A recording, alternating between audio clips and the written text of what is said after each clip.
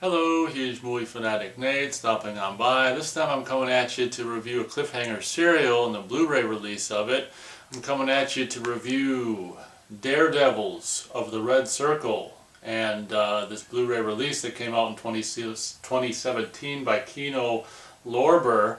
Newly remastered in HD from a 4K scan. It says considered by most to be one of the best, if not the best serial of all time. I wouldn't really agree with that, but it is one from 1939, so it's really kind of interesting to see one from that's more of a relatively older serial, and in particular to own it in such a pristine quality is a real treat.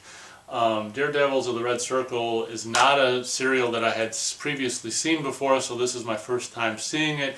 I grew up on serials, you know. I think my first serial was the Batman serial, and then like in '91 I saw King of the Rocket Men because of the Rocketeer movie in the theater that summer, and you know, I'd subsequently go on to see all kinds of serials, Spy Smasher, you know, and the three kind of Commando Cody ones, Radar Men from the Moon, and Zombies of the Stratosphere, and Mysterious Dr. Satan, and Crimson Ghost, and just all, you know, Captain America serial, and just Green Hornet serials, and the Shadow serial. I've just seen so many, I've seen and owned so many serials. I absolutely love these things, and I just think they so fantastically capture the era of, you know, the 30s and 40s, and a lot of them were produced in the 50s.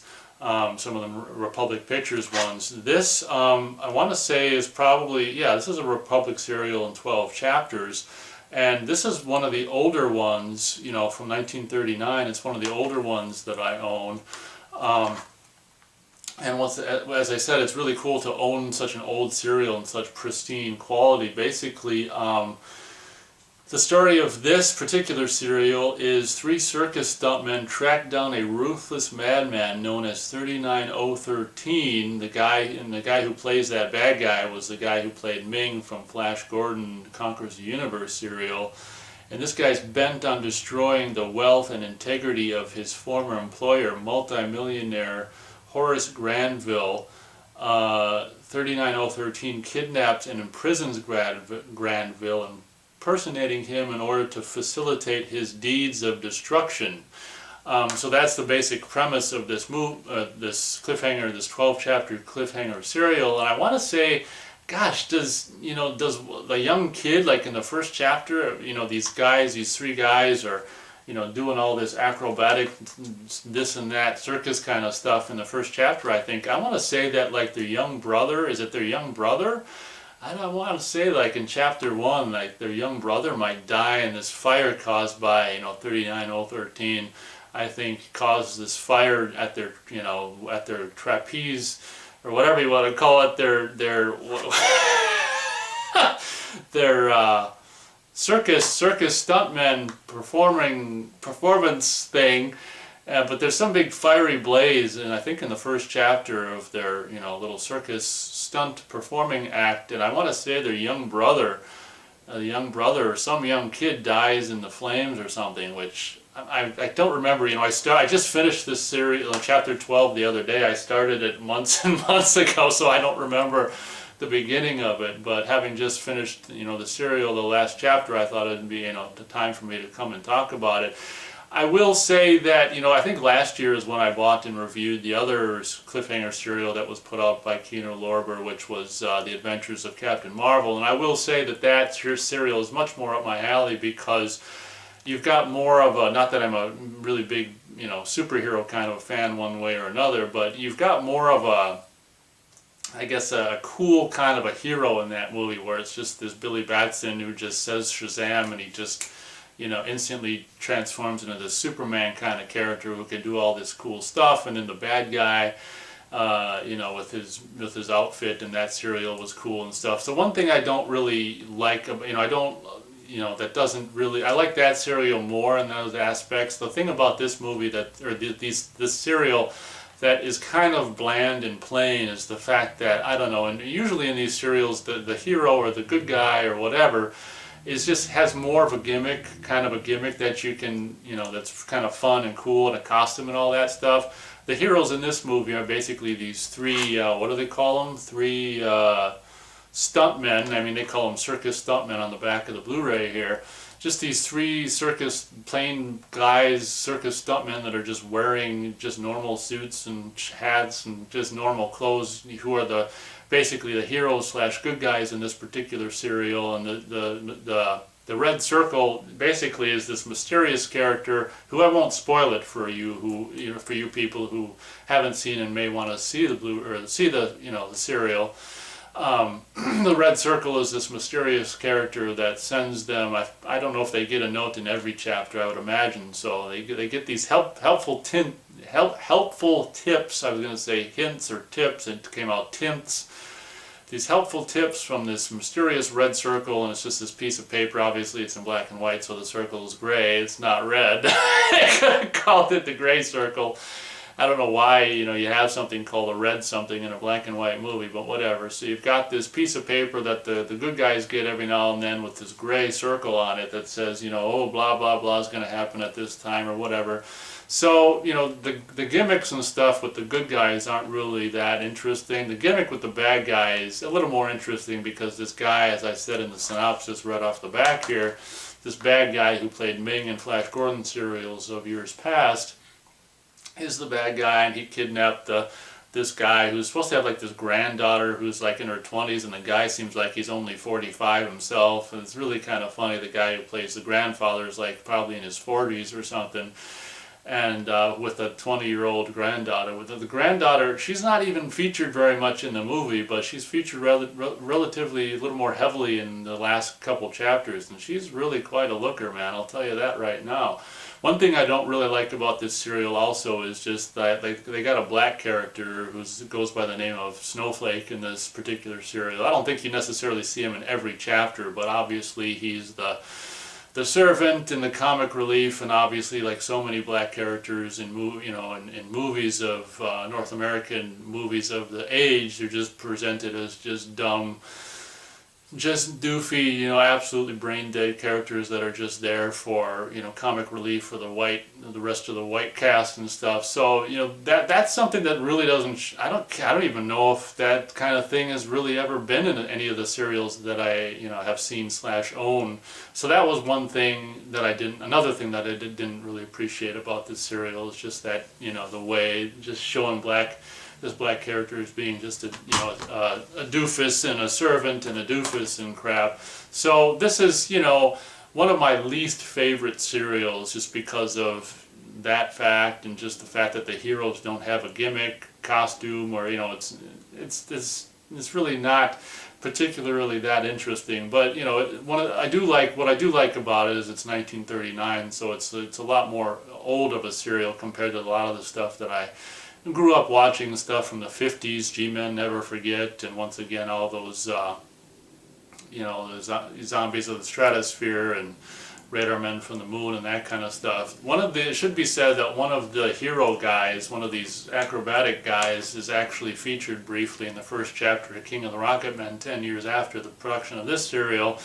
It's just a bad guy. He just has like I don't know, I think he's just featured like briefly, maybe just a cameo, in the first chapter of King of the Rocket Man, which was kind of funny, just this kind of dramatic reading with another bad guy or something like that, and it's just like, you see him once and he's gone, I think, in that, so seeing him in this 10 years earlier and seeing that he's like some, obviously this guy was probably some real kind of gymnast guy that they got for this part, because he's hopping all around and hopping in and out of cars and hopping over, this and that, and he's just a regular hopper and stuff. So one of the standout, I watched this cliffhanger serial over the last several months. I can't remember a lot of it, but one thing that did stand out for me is like there's this chase scene with this truck that's probably kind of like one of the first kind of Jeep vehicles or SUVs. It's like this I don't know if it's a four-door kind of a SUV. I don't even know how to describe it. But I mean, if there was going to be an SUV in 1939 or the mid to late 30s, this would be it. It was definitely four-wheel drive.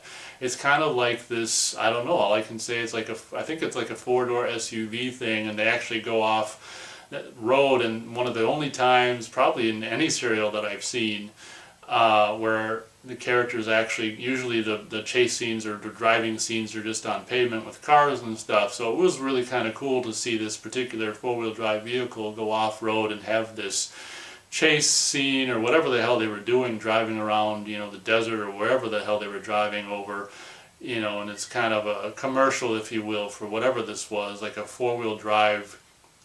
All I can, you know, you'd probably call it an SUV now. It's more like a, you know, a four-wheel drive van or four-wheel drive, whatever the hell you want to call it, off-road vehicle. That was one of the highlights, being a Jeep enthusiast myself. That was really kind of cool to see that. Usually you don't see those kind of vehicles in movies or cliffhanger serials from the 30s or 40s, so that was fun. I don't think I'm going to give the, you know, the 12-chapter cliffhanger serial stars. I'll just simply say that, you know, I've seen a lot of Republic Pictures and, you know, Columbia Pictures cliffhanger serials, and for me this is definitely, you know, towards the bottom of the barrel. I mean, in terms of just, you know, just the gimmicks. There's like, the gimmickry isn't very interesting, and I think I was starting to say the cool gimmickry about the bad guy, and then I got sidetracked.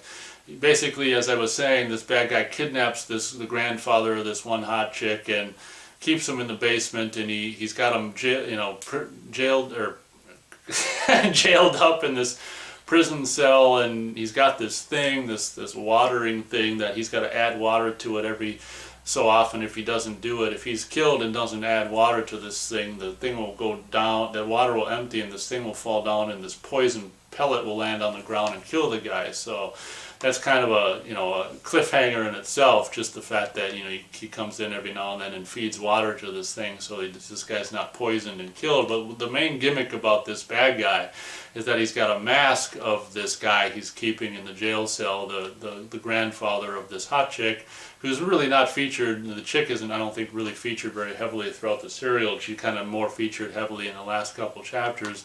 So just seeing this guy's, you know, head go behind the mirror and pop up with, you know, this kind of a special effect where they'll do a cut and see the bad guy's head go down, and it'll come up with, you know, and the other guy will be, you know, doing his hair and stuff like that. And so this guy is impersonating this multi-millionaire guy. And so, you know, the coolest thing about this movie is probably just this Charles Middleton, who, you know, played Ming in the Flash Gordon serial.